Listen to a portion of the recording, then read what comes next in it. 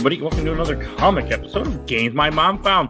I am Mike Albertin. Who's laughing with me tonight? The jester of joy himself, Kenneth Sanity, is here as well. And before we get too far, why don't you introduce what we're talking about? Because this actually was your idea. All right, so today we're going to be talking about one of the most seminal stories in Batman's history. We are going to be talking about The Killing Joke. Yeah. And basically what we're looking at here, this is one of the most personal stories between the Joker and Batman ever written. It used to be posited that this was the Joker's origin story, although there's something that happens later that we'll talk about, I'm sure. But this was written by Alan Moore, and the art was done by Brian Boland with the coloring by John Higgins. And that's actually kind of important because when this book first came out, John Higgins did the coloring, but they did re-release a deluxe edition where Brian Boland, the original artist, went back and colored it himself.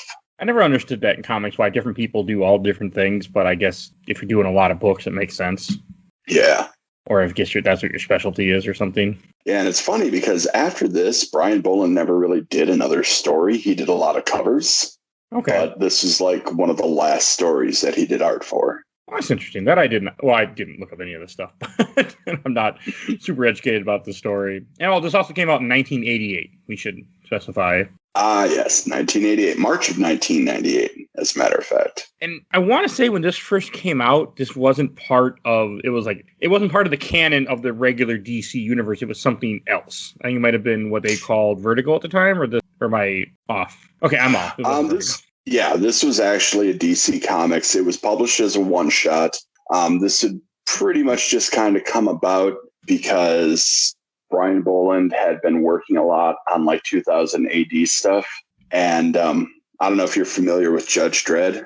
Unfortunately, a little bit. Hey now. All right. But Brian Boland did a lot of work with Judge Dredd, and he wanted to do the Joker, essentially. And he viewed drawing Judge Death as like a dry run for drawing the Joker, according to an interview that he did. Okay.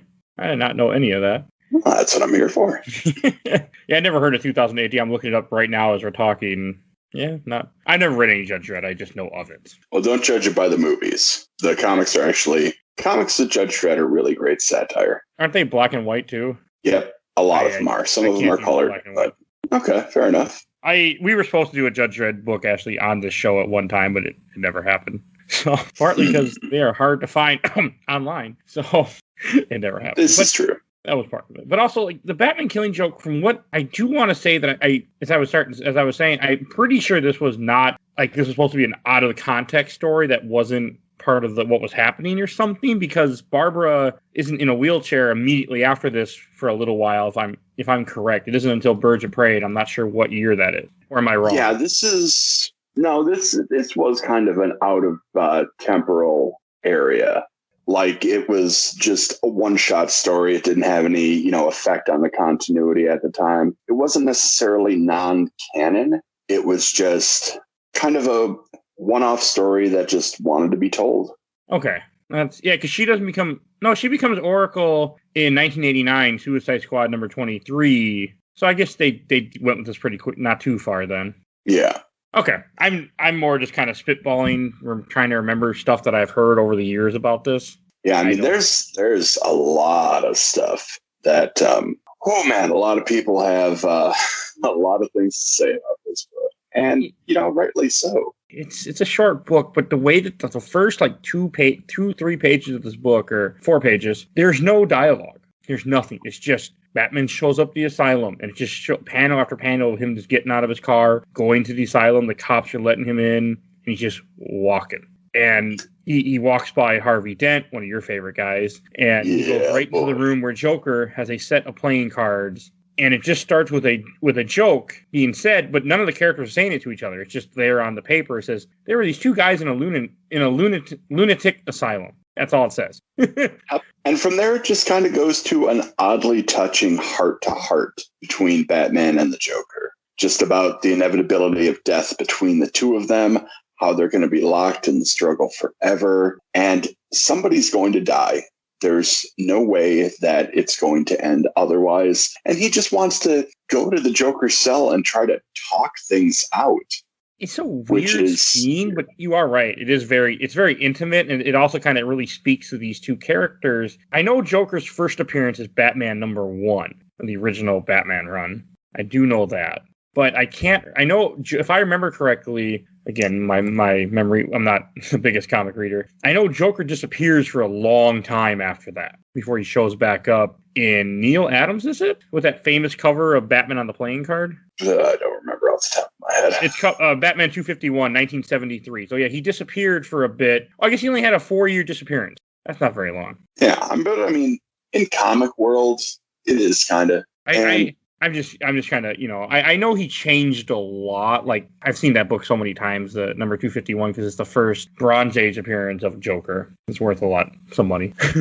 Oh, yeah. And the funny thing is, the reason that he started appearing less frequently was there was an editor of Batman Comics, Julius Schwartz, who really didn't like the Joker. So he just stopped having him in the comics. Oh. That's interesting. I mean, that happens a lot, though. Like, I know more recently with DC Comics, Dan Didio wasn't a big fan of, like, Kid Flash and that group. So he felt like they were unnecessary since you had the other characters. Yeah, and it's that kind of thinking that keeps the Joker one of Batman's biggest villains. Like, I'm just saying, give other people a chance to shine. Like, Two-Face or Scarecrow. Okay, I just wanted to get that background out of what I did know about the Joker. And I also want to say that I want to say it was never told, but I could be wrong in that one. I don't know enough about him.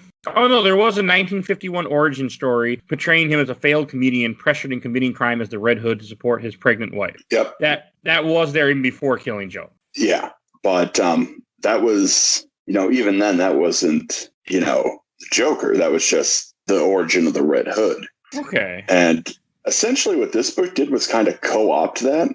Was the Red Hood a character besides just being the Joker? Do you know? Like, the way they present it in the book is that the Red Hood was just like a mantle that people wore. And like when the mob needed something to be done, they just, found somebody to do the job and put the Red Hood on them, so that the Red Hood was a stable character, even though it was a different person every time. Okay. And Detective Comic 168 is the first appearance of the Red Hood. I'm just Googling random stuff to kind of give us some background before we really dive into the story. Yeah, that was February 1951. Sorry. Okay. I've seen that cover before. Yeah. Okay, and that's where his origin story is, too, the original one. Yeah, the original one. And I don't know. I never personally liked that as an origin story. I've never seen the original book or read it, but I'm not crazy about the idea of the Red Hood. I really don't like the costume in general. Oh, it's a dopey costume. But I think that's the point. Like, he looks like a tube of lipstick wearing a tuxedo. Yeah, like there's a really cool book that I would buy, the first appearance of the Red Hood, Jason Todd as the Red Hood, but that's the cover, so I've never bought the book. Yeah. I hate the cover. And Jason Todd Red Hood is a different story completely. Todd Red Hood is interesting. Yeah, the only reason I wanted to buy that book so bad because I used to run into the artist that did the cover or did that book. He lives in Minnesota, and I ran into him multiple times at conventions, and he used to come to a store I worked at, and I would talk to him. And so I always wanted to get the book so I could get him to sign it.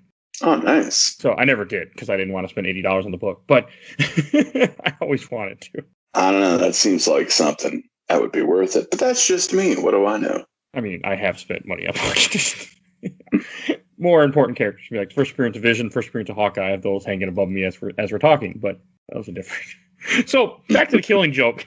Now that we got that little basic information I wanted out before we went too far in, as you were saying, how he's sitting there, he's talking to him about death, and Joker just keeps putting down the cards, and for some reason he grabs Joker's hand, and I like that part when he grabs it, and all of a sudden the white makeup comes off on his glove, and that's when he realizes this is not the Joker. Yeah, and then in the next scene, Batman starts to get all kind of up and, air quotes, Joker's grill.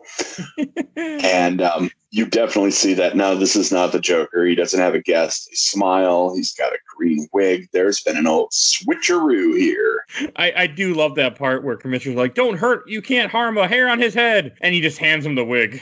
Commissioner, if you're so concerned about it, it's yours. Take care of it. That's my Batman voice. It was good. It's cool. Like, it's a cool little scene that really sets the tone that of the Joker, where he just, he escaped from the asylum, but he tricked everyone. They don't even know he's out. And then it jumps to where Joker's at like this really messed up carnival, and some guy's trying to sell it to him. That's an interesting way to kind of start it, where it shows like, I guess what's considered freak at like in the old carnival setting, like what, the 1930s or so would this have been? Yeah, well, I mean, ish. 30s, 40s, the freak shows at the carnivals and traveling circuses, those are really popular. Basically just a way for people to leer at other people that aren't like them, which is really gross. Yeah, I don't like it. Like I follow history a lot, and I know it's a thing. It was a thing back then, but it just it is. Yeah. I agree. It's very gross, and just again, some people are just trash. So. But I just couldn't remember what year that those things that were. I know like this comic kind of jumps around and it feels like it's taking place in the 50s, the vibe I got when you get the flashbacks. Yeah, and yet there's the modern technology that is very much not the 50s. And like it's timely, but in a sense timeless. Like this could have been at any point because, you're basically dealing with Joker's origin story here. And you just never get the sense that you're getting the whole story. I think part of it is supposed to be, at least the way that I interpret it, is that it's like 10 or 12 years before whatever year you are with the Joker's origin. Because we'll get there, but they also show Batman, very early Batman in this, and how he played his part. So that's how I kind of always took it. I know it's technically supposed to take place in probably the 40s, maybe, because that's when the Batman comic was, but at the same time, they make a comment about, they never say how many years it's been, but it feels like he's only been Batman for 12, 15 years tops. Because he's only, in all honesty, like in the comics, if he becomes Batman in 20, and when you have Batman where you're currently at with after the multiple Robins, he can't be more than in his 40s. If that. Can't be that old. That's all. But I know. But that's the weird thing about these two characters. Both of them are they're timeless. They're ageless. They're always going to be the same age, no matter what times change, whatever stories they end up in. They're always going to be whatever age they need to be for the story. So what did you think of the flashback, the very noir stuff, like the first time you see it, where he's kind of crying to his wife because he didn't get or not, maybe not crying, but that's how I've taken it, where he's very upset and he kind of flips out on her. But if you only there's no color except for a few things are red, like the crawfish are red, and there's like a bandana that's like orange, like only a few things have color. Yeah, and that to me just reminded me a lot of Frank Miller's style in Sin City. And, well, no, it's just, as an art style, having the black and white with the splash of color, it brings focus to things. And when you're looking at things that are in color, they're not important at all. No, I was wrong. They're not crawfish in this scene. I don't know what the hell is in that bowl. It's not important. We'll say tentacles. Yeah, you're right. It does look like an octopus tentacle. What the fuck were they eating? I don't know, man. Calamari's good. But, it's interesting to me that the least important things in the scene are the ones that have the color, but everything else is in black and white, almost like one of those old serial movies. Okay. I never really, I stay away from black and white stuff. Black and white stuff, it's, it was an old timey thing. So it kind of gives the flashback more of an aged feel to it. No, it fits well with the comic. I'm talking about more like TV stuff and movies. I won't watch anything black and white. I just can't do it. That's a personal thing. Fair enough. Different strokes, different folks. Yeah. But it is really the way they use the black and white going into the color, like the past and the modern day, mirroring the poses in the flashback to the modern day in full color. That's really cool. I love the way they do this because there's a lot of at the end of the flashback, the comic is reaching out to his wife. And then the next panel is showing the Joker reaching his hand out to a laughing clown machine that you put a quarter in and it does something dumb. You put a penny in. Oh, a penny. I know. Not. You gotta get the year right. But the thing that creeped me out in this panel is when you see her smile, because he tells a joke, which I'm gonna read the joke, where he says, "I just want enough money to get set up in a decent neighborhood. There are girls on the street who earn that in a weekend without having to tell a single joke." And then she starts laughing, but her face, just that laugh, just is creepy to me. Oh no, it is. And the line too. honey, don't worry about not about any of it. I still love you. You know, job or no job, you're good in the sack. And it's an odd, and you know how to make me laugh. It's just a very odd little scene, but it also, like, one thing that I should mention, the Joker is narrating the story to us. So it's one of those questions, like in literature, where can you trust the narrator who's telling you the story? Oh, God, no. Not this one, at least.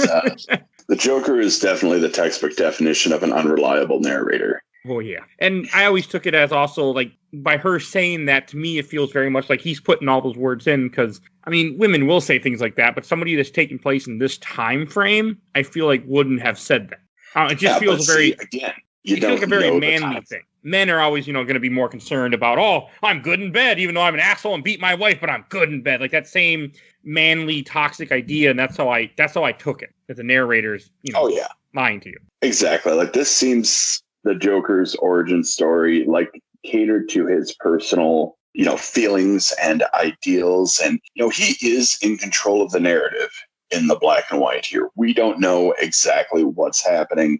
All we know is what's being told to us in the comic. And you're right. It absolutely does seem like this is the Joker's words, the Joker's tone and intonations in this story. Like, he's trying to tell us what happened and wants us to believe him, but it does seem a bit off. And then when it jumps back, like you were talking about the clown, you're back at the carnival, and you have like this weird guy who's trying to sell him the carnival, and he gets on a little like a little riding thing to show that it still works or something. And then when he shakes his hand, he's like, "Oh, you don't need to worry. I'm not going to pay you a cent. We already persuaded your partner to sign." And then you see a couple panels away as he walks away, and you see like he drugged the guy with some kind of chemical, and the guy looks like the Joker. Yep, just give him the good old dose of Joker toxin. It's a creepy panel where they just drew his face with a big smile. He's bleeding out of his mouth, and everything's just white. It is creepy. Yep, and it's great. And he shows up later in the book.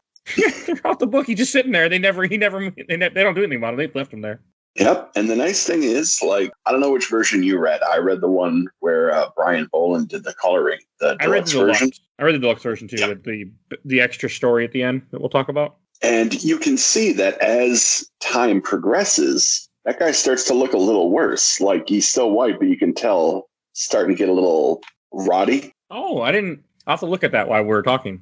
Okay. Yeah, it's interesting. Like, the color changes subtly, like to show, yeah, he's definitely dead. And just left him out there to start going the way that a body would go. There's another, and as the story jumped back to Batman, because he has a Joker card. And he's in the Batcave. Put the Joker card down next to a portrait, which to me is kind of odd because it has Batman, Batmite, Dick Grayson, Robin, Batgirl. I think that's in her original costume. Batdog, and then Batwoman, but not the Batwoman that isn't in the comics later. It's a throwback. Yeah. I know it's Silver Age, Golden Age, but it's just weird to me. I thought it was fun and a nice way to kind of honor the history of what's come. And then you pull back after he puts the card down and you see that, okay, there's the big Tyrannosaurus, there's Two-Face's big old coin, and he's at their back computer, and just the screen is filled with Joker, various incarnations, various designs of the Joker throughout the years. Which is cool. Yeah, I mean, like, this story is really weirdly meta. Like, it acknowledges that the Joker has had many different looks throughout the years, or different artists have done them. As personality changes, he gets more manic, and they kind of acknowledge all of that. Yeah, it's really interesting. Cool. And the little scene too is mostly in the background, and then I like the part when Alfred brings his tea or his refreshments, and he's like, and he even says, "How can two people hate so much without knowing each other?" Because they don't know anything about the Joker. I think that's right. That's also interesting. And Joker doesn't know, Batman either. And I do think it's funny that they show the coin there, because when you stop and think about it, Batman and Joker really kind of are two sides of the same coin. Oh, yeah, 100%. And like, I feel like that's what this story does immensely. It shows how similar the two are. I do like it. And then when it cuts back to Gordon cutting out newspaper clippings, this part, I should say spoilers for Killing Joke 1988, and we're going to get a little talking about sexual abuse and things. I'm assuming we might go there, so I'm just going to give a quick warning out that I forgot to mention at the top of this episode, so because we might go there, just in case we do. Yeah, This is a tough scene where he's cutting out the clippings, from the newspaper. He's talking with Barbara. She's, a librarian, I guess. They mentioned that. And the doorbell rings, so she goes to the door, and as she's going to the door, it shows a clipping that he cut out and put in his binder, and it has it's a scene from Batman 1 when they first ran into each other. And it has Joker there, and I thought that was cool. It's like, how many years ago was that? Like, because again, they're not going to mention how long it's been, but I thought that was cool. But when he shows up at the door, he pulls out is that a Magnum or a revolver? It's a revolver of some kind. I'm not a gun guy. I'm not either, but he pulls, and again, his costume, he's wearing a Hawaiian shirt with a camera around his neck, and just like where they draw her face when she sees the Joker, you can just see the tear in the drawing before he shoots her right in the torso area. Puts a bullet right. I don't know. I'd say probably pelvic area. Okay, you're right. More pelvic. Yeah, like low on the spine shot, basically. Yeah. And it's just 4 panels of her getting shot, falling back into the coffee table, crashing through the table, bleeding out on the floor, grimacing in pain. It's hard to read. Like, even to watch, there's just so much that you see happen here. And even then, Gordon's first thing he does, he rushes to his daughter, not to try to deal with, the people in the room like you need to deal with before, but because again, the fatherhood kicks in, and that is also just powerful. And Joker's line, "Please don't worry, it's a psychological complaint. Common amongst ex-librarians. You see, she thinks she's a coffee table edition. Like, it's fucked up." And he keeps talking about it, talking about how, the spine appears to be damaged. There's a hole in the jack. And then he has the guys, the 2 other henchmen with him, just beat the shit out of Gordon while he's just drinking liquor. He's just very calm, enjoying himself. And then the goons take Gordon and bring him somewhere. They know where to take him. We don't. All we know is that he's going somewhere. And he's going to be topping the bill. So Joker has something planned for Gordon. And, oh, God, it is not pleasant. No, it's fucked. It's a fucked up book. And then he starts undressing her. And as he's undressing her, she even like, "Why are you doing this?" And he's like, "To prove a point." And then it skips back to the flashback of him at a bar, which it looks very 1940s to me because you can see a sailor in the background in a Navy uniform, which looks very World War II to me. Because again, I like World War II. And I like that, like, they're eating crawfish. And you have a random guy throwing up in one panel. You have a random guy passed out on a table and people drinking. And it's little things are happening around you in the background of the Joker before I become the Joker, talking with these 2 weird mafia guys. And they present the Red Hood in a cape. And that is the costume that our comedian friend is going to be wearing on this mob heist that he's doing just... No, he's not a great comedian, but he's trying to set himself up a better life with his wife and their soon-to-be-born child and a better name. So this is what that. And his whole reasoning for doing it is he's just trying to take care of his family. He's just trying to get them out of the situation.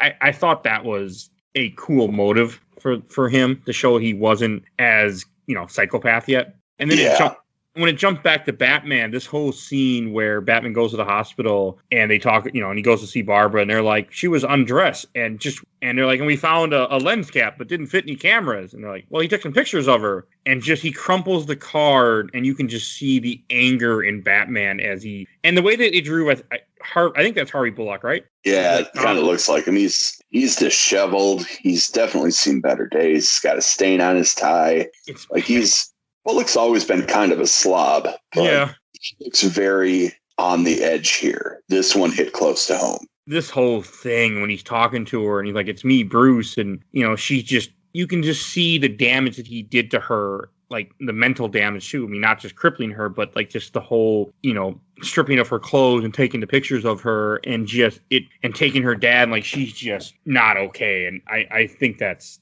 so powerful and just disheartening. Yeah, like her eyes are wide in terror, and this is a really hard thing. And there's been a lot of, feminist critique for this, and they're not wrong. This is a very kind of misogynist book. It is the 80s, though. Yeah, and I'm not defending it. I'm just more stating a fact of that something of this would have been more acceptable and seen as normal, where now we see it for what it is.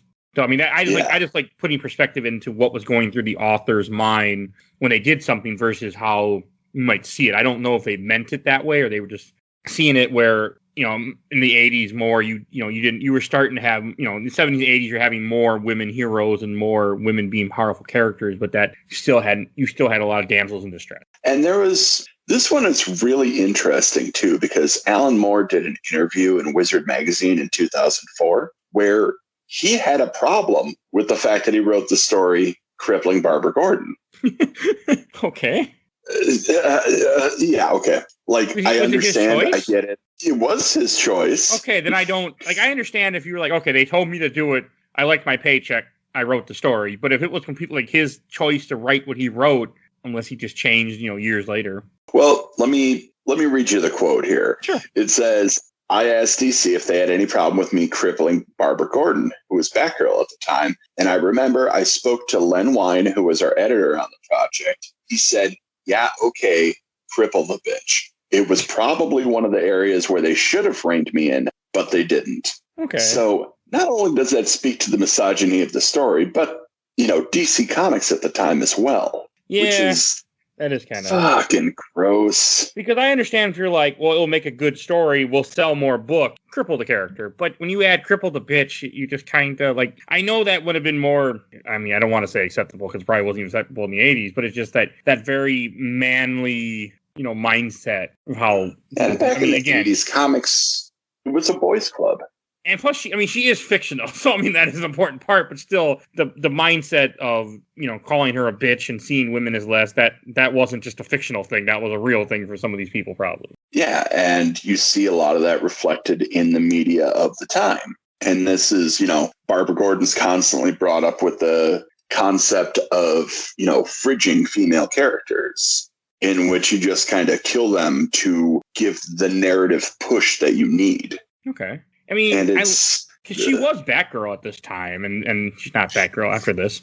It gets even. I don't know. The part with Gordon is pretty fucked up too, though.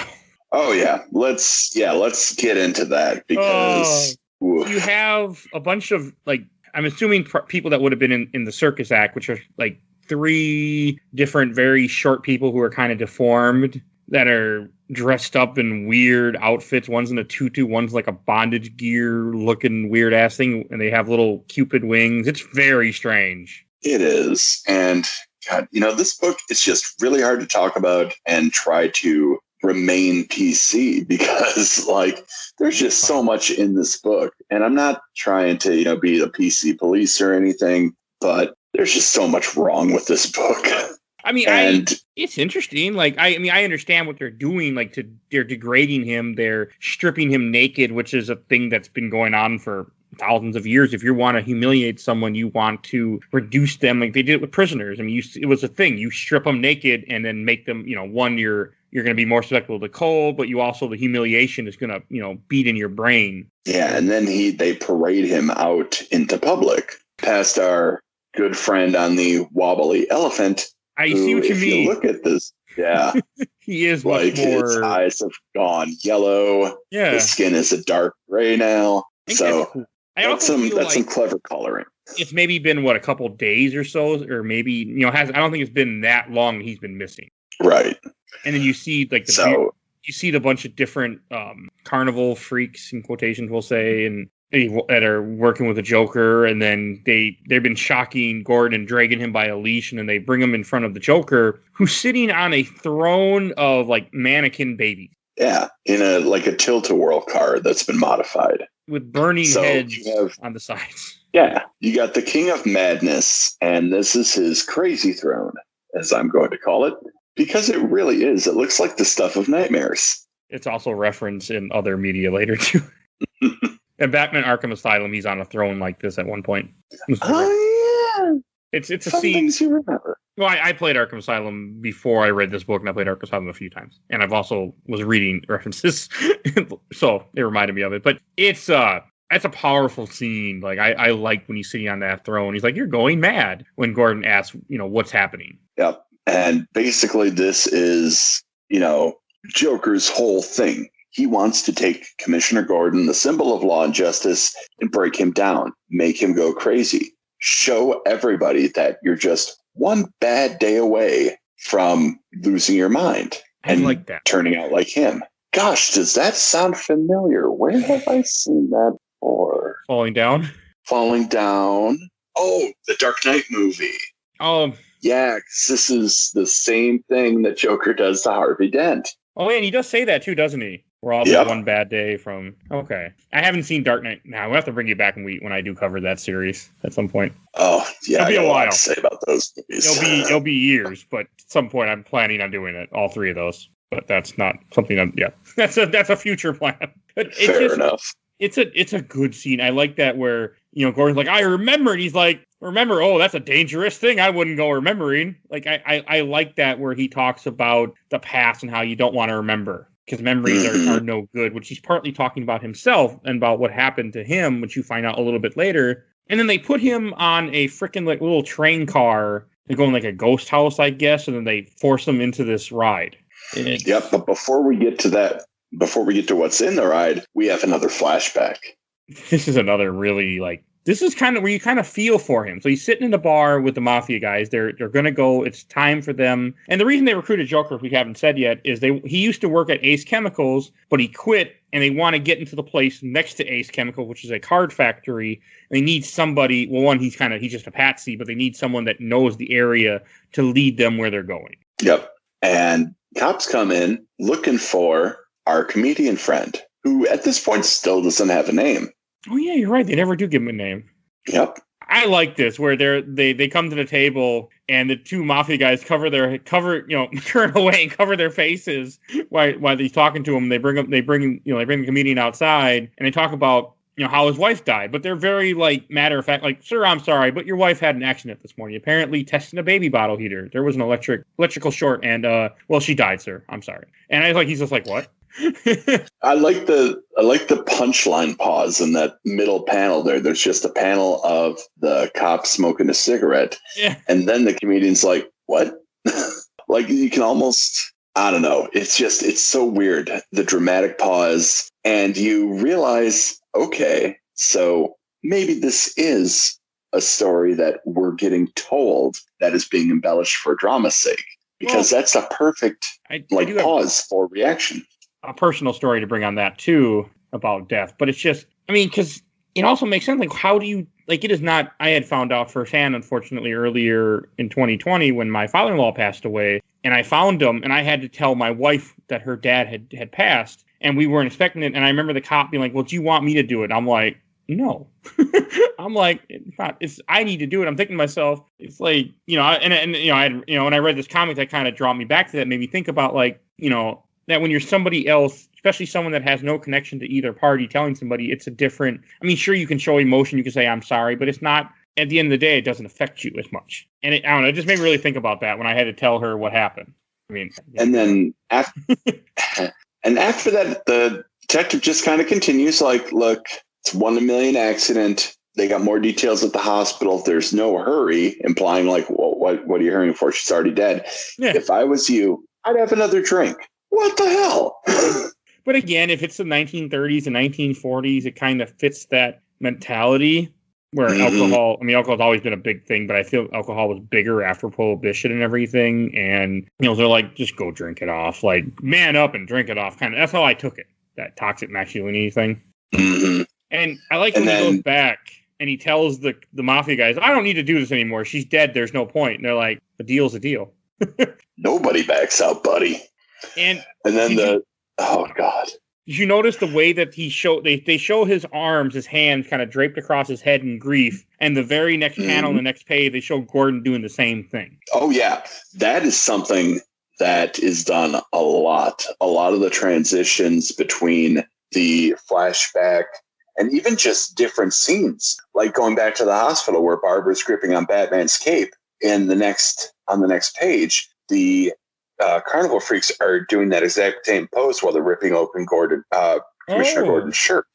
There is a lot of mirroring in this story, and I really feel like that's because Batman and Joker are kind of mirrors. Yeah, that's a very good point. That probably that was probably done, of course, on purpose. And more than likely. Oh yeah, Alan Moore. Now the interesting thing The interesting thing about that picture in the flashback where he's got his hands crossed in front of his face, did you happen to see the people that are behind him? Not real. I'm looking at him now. A lady and a random guy. Yeah, but look at those smiles. Oh, they have Joker smiles. Oh, yeah. Okay, I didn't catch that before. Yep. Okay. And that's just another hint that maybe this story isn't completely on the level, in my eyes. And as he's going through the cart ride, and Joker starts singing, and I was trying to figure out what tune you would do this to. I was singing it when I was reading it, but I can't figure out what kind of tune you're supposed to go. I mean, I'm assuming it's kind of like 40s tune. Oh, yeah. But no, I could see where it could be a song. It's just you got to find the right tune to it. Like, I go loony as a light bulb batter bug. Simply loony, something foam to chew the rug. Mr. Life is swell in a padded cell. It'll chase the blues away. You can trade your gloom for a rubber room injection twice a day. That's why I took it. Yep. It'd be a fun song if it wasn't so damn dark. Yeah. Just go loony like an acid casualty or a Mooney or a preacher or TV. When the human race wears an ancient face, when the Obama hangs overhead, when your kid turns blue, it won't worry you. You can smile and nod instead. It's really messed up. It is really messed up. But he's got like a whole dance squad with him too. Joker was the original TikTok.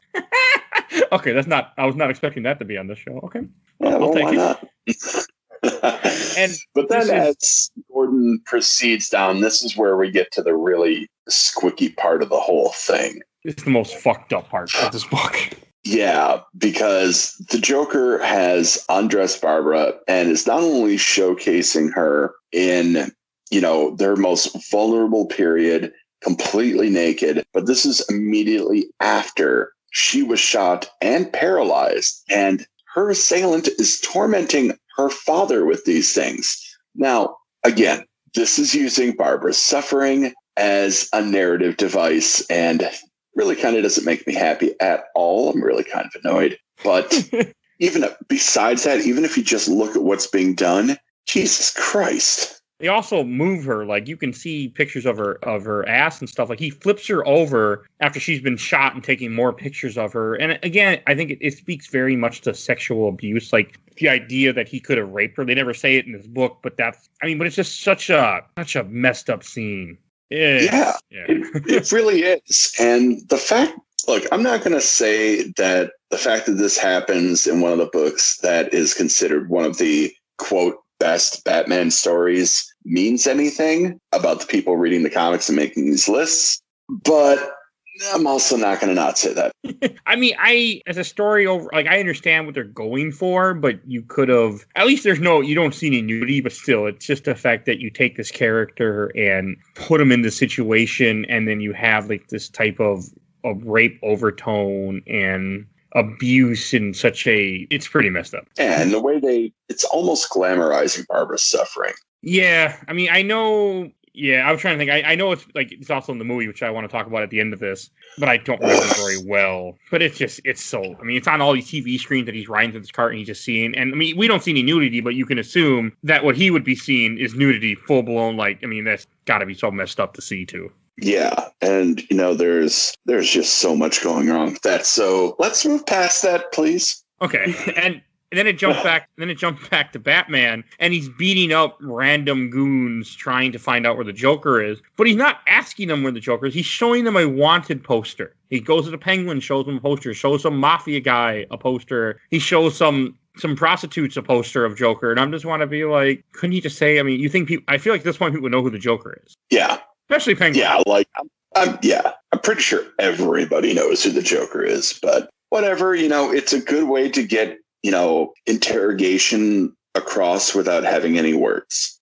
I do like it. And I like how he doesn't figure out where the Joker is. It isn't until the Joker sent him a letter with a ticket to the carnival where he's at, and that's how he finds out where he is and he heads to the carnival. World's greatest detective, my ass. And then it shows where, Gordon is all, kind of broken after what happened, and they throw him in a cage because they're waiting for Batman to show up. This is all planned. Joker had everything planned out, and this is what he wanted. And then it kicks back to the black and white scene again, where now they're about to go to the chemical factory, and he's, they give him the red hood. He puts on the red hood. He can't see very well.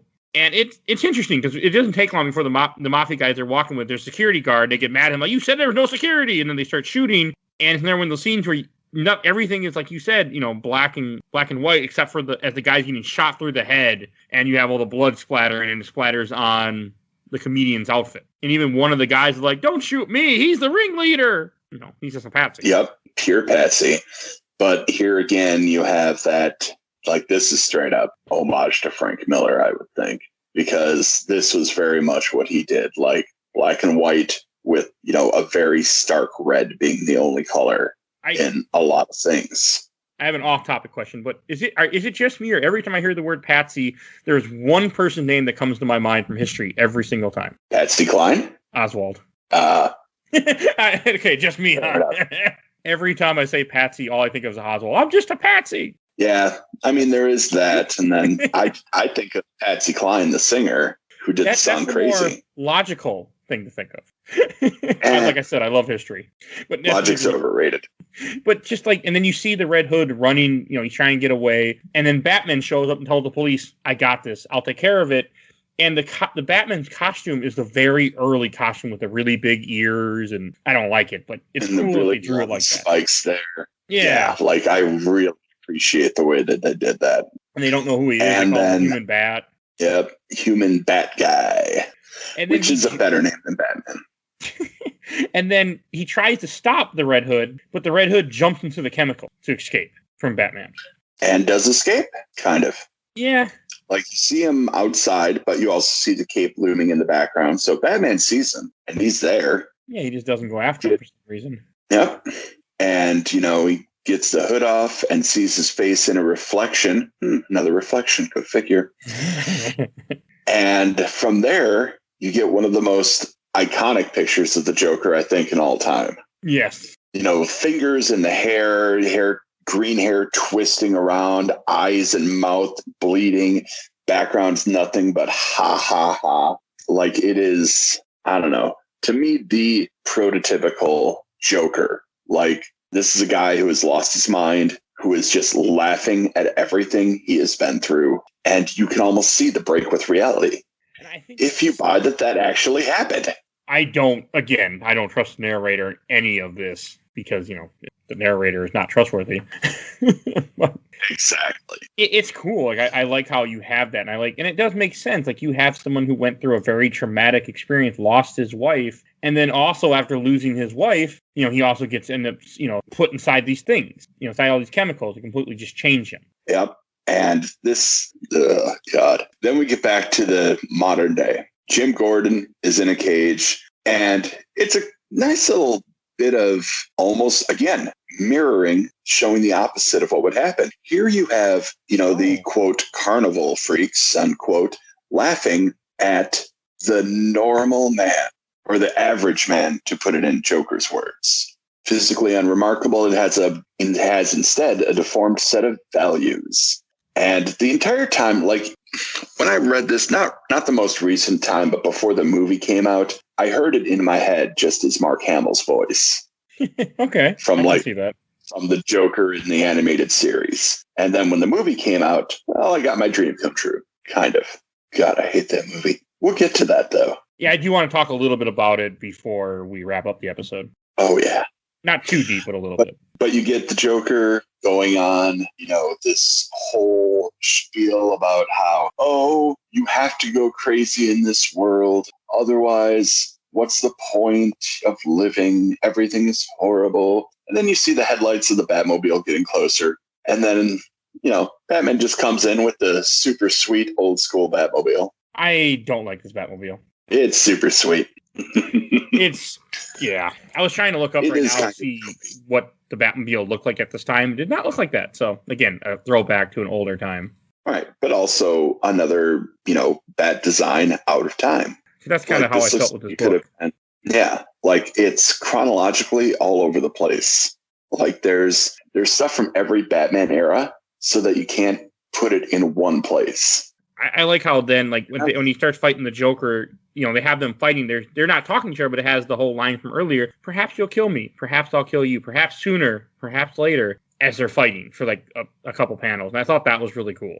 Oh yeah, and then I was just going to say that's how these characters talk. Yeah. They don't talk by having a sit down. They talk by constantly fighting with each other. And then he ends up burning his arm with the acid. And I like how you see Bruce pull out some concoction that he has and to neutralize the acid on his arm. Then he rescues Gordon. Then he goes, and he follows Joker into like this madhouse. And I thought that was cool. Like all the walls are supposed to be mirrors. I'm assuming are just like a messed up looking face. And then you have him almost fall into a pit with acid tipped spikes or poison tipped spikes or something. I thought that was all really cool. And Joker's just, saying shit, running by a hall of mirrors. And one thing that I laughed about, because I love history, he's like, what triggered the last World War? Argument over how many telegraph poles Germany owed its war debt creditors. Telegraph poles. Funny thing is that he's not wrong. That played a part. Yeah.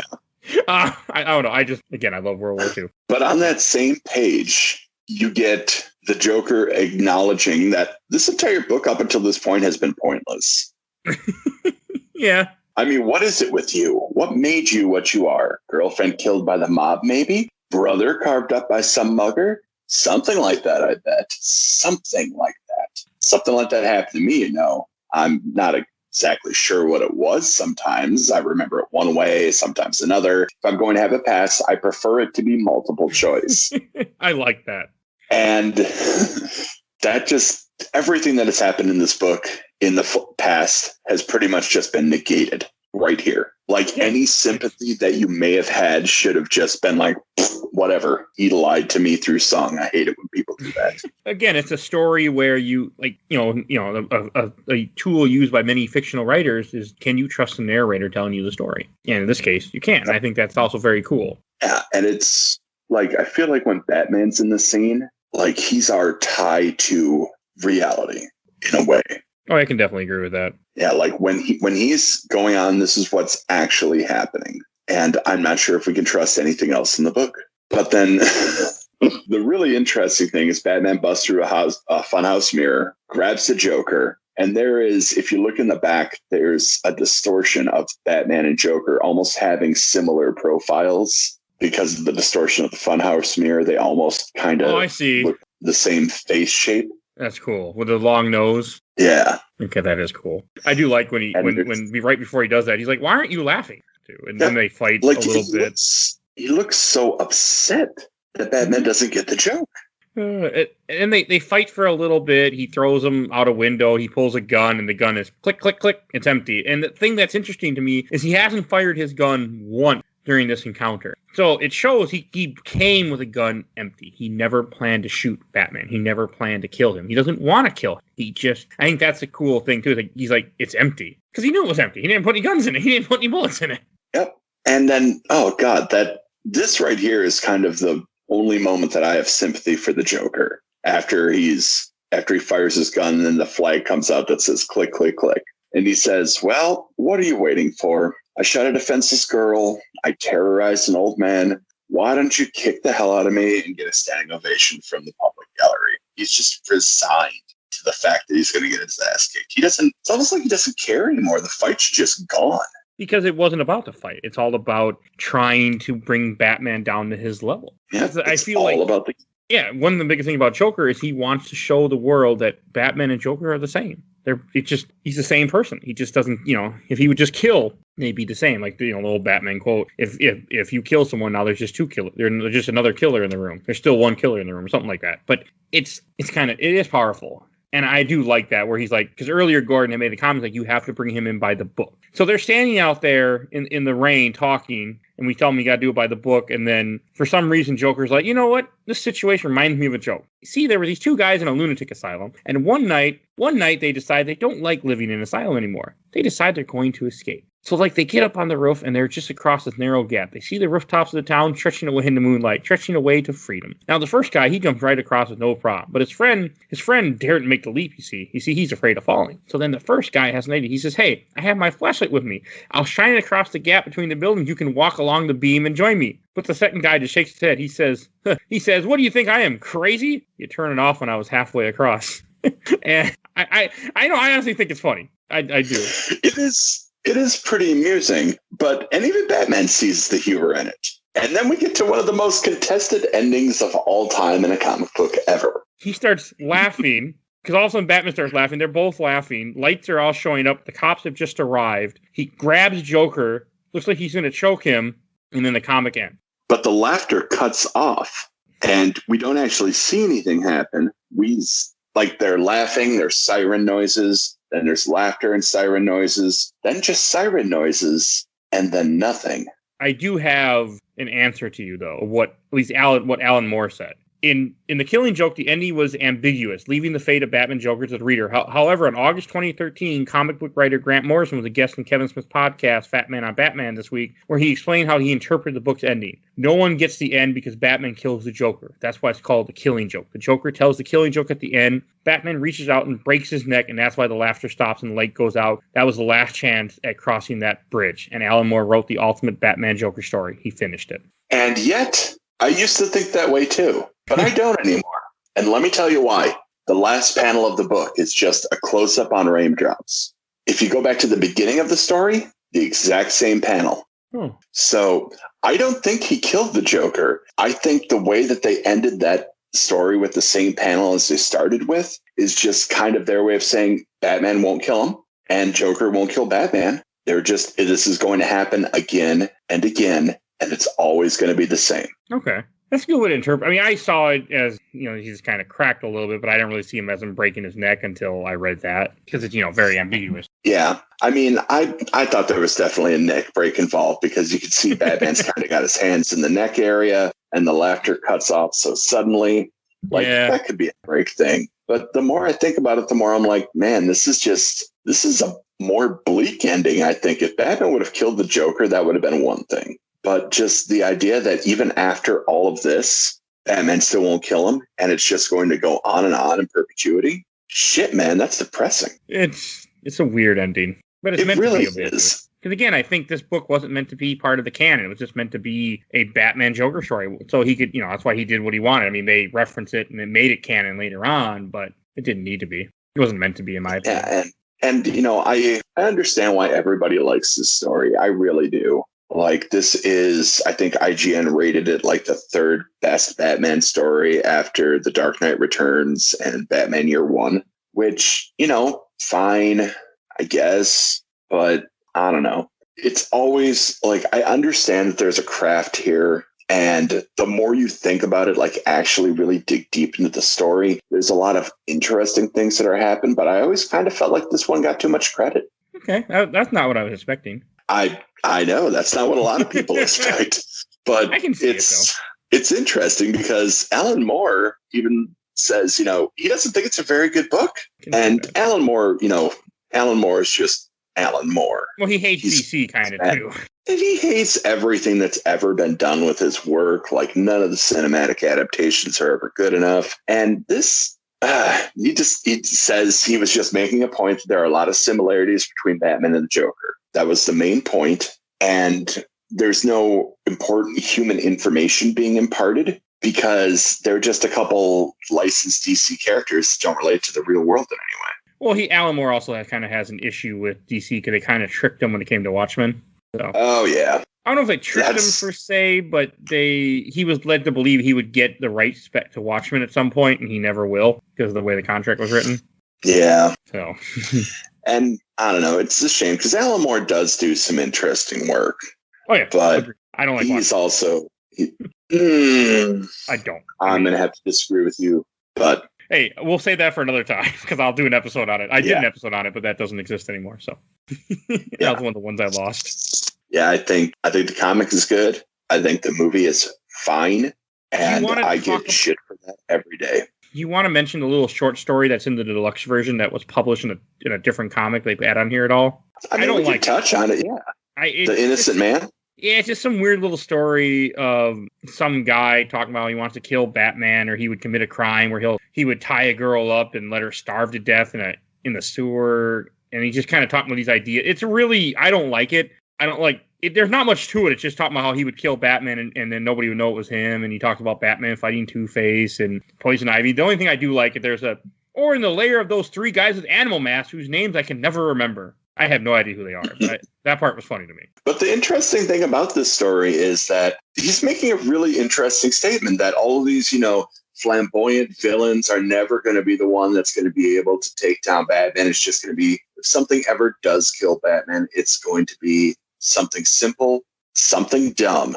And like a couple of the last lines, I've always been his greatest fan. I'm also his greatest enemy. Like, it's just loving something so much that you can kill it. That kind of, there are parallels there with Joker. It's an interesting story. Like, I've read this a few times and don't really know what to make of it. It's just, I don't know. It's a strange story, but I also don't think that, it's wrong to be putting it in here. It's unnecessary. Like, it's unnecessary. Like, it's not critical, but I feel like having it in here, and I haven't really thought about it enough, but having it in here kind of adds a little something to the story that preceded it. Okay. And, almost kind of that whole, you gotta, do something. God, what is it? Okay. I figured the only way you can be truly good is if you tried being good, and you've tried being bad, and being good feels better. And it's talking about it's got to be something cruel and horrible and unnecessary and motiveless. So that, in a way, that's almost kind of like everything that happened in The Killing Joke. It's cruel. It's horrible. And at the end of the day, it's unnecessary. Yeah. Like, all of the events of The Killing Joke, what did they accomplish? Gordon did not break. Barbara's crippled. But, apparently she gets over that at some point. Yeah, they did. Yeah, they write her back as Batman later on in the story, but because and nothing that has any lasting consequence really happens in the story, unless you think that Batman killed the Joker. I think he did. No, I will disagree. Yeah, but that's fine. It's ambiguous for a reason. It's up to your interpretation, and that, I think, ultimately is why it's a great story. And you were right, by the way, in your IGN list. It was number 3. Yeah, like I feel like that ultimately is why this is a good story, is because it does have that ambiguous ending. It doesn't really give you closure. You kind of you make up your own thing. And for Grant Morrison to come along and say that that's definitively what happened, man. Yeah, he's just crazy, man. Come on, Grant Morrison. You didn't write this. You didn't do anything for this. It wasn't Grant Morrison. It was Alan Moore, I think. Or did I say Grant Morrison? You said Grant Morrison. Let me reread this because I thought, oh, yep, it was Grant Morrison. Okay, never mind. I was thinking it was Alan Moore that said it, and I got confused. My Batman office. Okay, never mind. Now I take back what I said before. But like, even if it was true, I don't know. I kind of like my version better. Yours makes more sense. Take back what I was saying now. Now that I know that it wasn't what I thought it was, I was just confused. Yeah, but I mean, it's still, it. Like I said, I thought that for years that Batman killed the Joker. But as I started noticing the mirroring in the panels more, and then at the front and the end of the story, it just kind of, I don't know, just kind of changed my mind.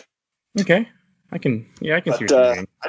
I think we should touch on how not only is this one of the most, highly thought of Batman stories, but how much it influenced, like, just the story influenced Batman as a whole, as far as popular culture. Yeah, because it did have a very powerful effect. Yeah, like I mentioned, you see a lot of parallels in The Dark Knight, Christopher Nolan's middle film of his Batman trilogy. You could see a lot of the influence from this went into Todd Phillips's Joker movie, because he's got, the lower class citizen, the stand-up comedian. It's a fucked up movie. It is, but not as fucked up as this. No. Not even close. No, agree with you 100%.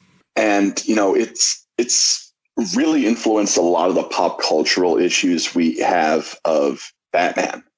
And there was even a cover of a Darkwing Duck comic book that was an homage to a cover of The Killing Joke, which is Darkwing Duck. We actually mentioned that in our Darkwing Duck episode a while ago. And it's just funny because, like, a lot of things took influence from The Killing Joke, but there's never been an adaptation of The Killing Joke until there was. Okay, I saw this movie once in theaters when it came out back in 2016. I don't remember anything about it other than I liked it. And I think, and they did add a prologue, which a lot of people don't like, because Batgirl, something happens, they get into an argument, they get into a fight, her and Batman, and they end up having sex. And it upset a lot of people. On a rooftop. And then after that, then they play out the entire events of the Killing Joke. And I didn't watch it before this because I don't have access to it online somewhere or own it, and but it didn't bother me. From what I remember in 2016, I had no problem with it. I really enjoyed the movie, and that part didn't bother me because it made you care. The idea is make you care more for Barbara, I guess, or show, or more, maybe more to show, I should say, that Batman had more feelings for her to make it hurt more, but also it makes Batman look kind of like a bad person because he's her mentor figure, and here he is sleeping with her. So yeah, and it's not just that. Like, you have sex with Batman to give him more weight at the cost of her suffering. It's the same thing with Gordon. And it's just like, come on, guys. There are better ways to make things mean something. Like, you didn't, honestly, I'll say that little prologue, I'll just flat out say, you don't need it. Don't need it at all. You could have just cut it completely and the movie would have been fine. It probably would have been just as, I would have enjoyed it. That's why they put it in there, because it's like 15, 20 minutes of extra footage. Yeah. And it's just, honestly, that kind of killed the movie for me. I really want to rewatch it. I'm sure I will one of these days. But just having, Kevin Conroy and Mark Hamill come back as Batman and Joker, that made me so happy. Yeah.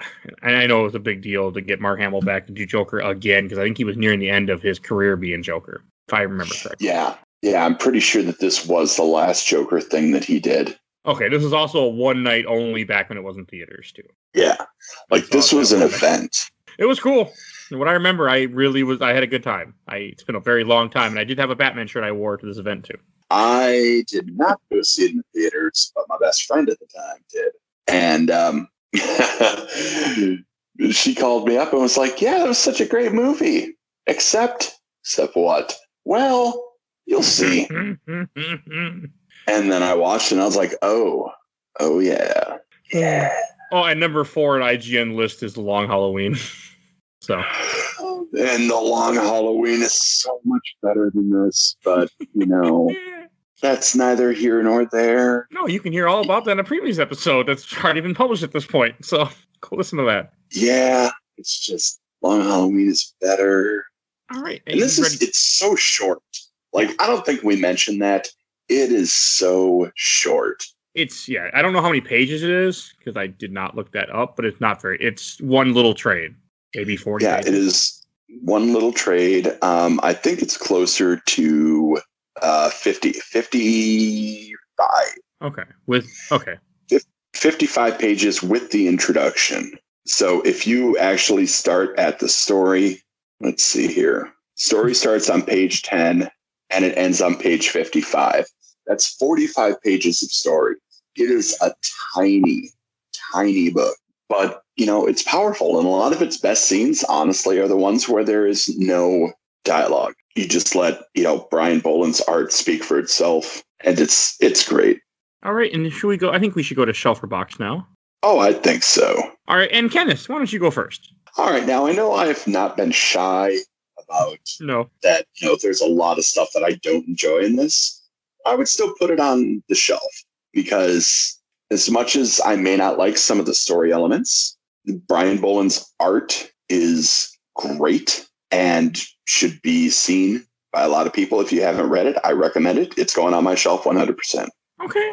I wasn't sure what you were going to do, but okay. I'm going to do the same. I'm also going to put this on the shelf. I really enjoyed reading this. I read it twice before we did this episode because I just wanted to read it again. And I really, really enjoyed it. So definitely going on the shelf.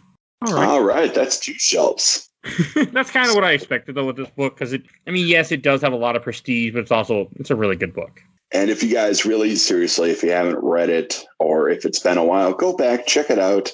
See if you still feel the same way about it.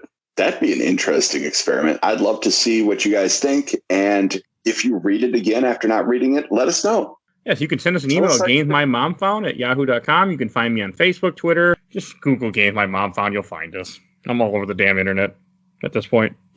So that's why I don't even bother saying any of the stuff, like where you can find us. I'm like, not that hard. If people really want to find us, they'll find us. Yeah, I'm similarly easy to find if you guys got any hate mail. It's not hard. All right. I want to thank you for coming back on again, Kenneth. I want to thank everyone for listening. And if you enjoyed this episode, we do a bunch of other comic episodes. We've done a bunch of Batman episodes, too. We did Batman Hush comic at some random point in this history of this podcast. We did episode 3. We covered the Batman 1989 Genesis game for some damn reason. So if you need more Batman, check that out. We also did Long Halloween. Anyway, I'm not sure when you're going to hear this, but we did Long Halloween. Definitely check that out. And if you enjoy it, we do regular game episodes every week. We do movies. We do comics. We are currently going through the MCU. And a lot of that should be out by the time you hear this. So definitely check all those out. I want to give a shout out to our awesome intro and outro, courtesy of Bubby, a.k.a. Mike Stoney from his EP Bite the Bullet. Song The Cool Kid Squad. Definitely check him out. And please follow us on Facebook, Instagram, Twitter. I'm constantly posting new images of what's going on. I post memes too, so definitely follow us on there. And again, thank everyone for listening, and we will see you next time, everybody. Have a great day. Bye. Bye.